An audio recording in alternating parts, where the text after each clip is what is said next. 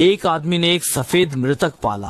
वह काम से लौटते ही दरवाजे पर उसका इंतजार करता। उसे पालने का खर्च बहुत कम था, बस कुछ ताजे अंगूर। क्योंग भाई ने पूछा, तुम्हारा सबसे अच्छा दोस्त कौन है? मृतक का जवाब सुनकर वह चौंका। क्योंग भाई ने नफरत का चेहरा बनाया, लेकिन अंदर से खुश था।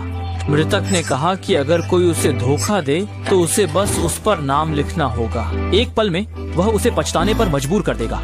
सुरक्षा करने वाला व्यक्ति सुरक्षित रहेगा।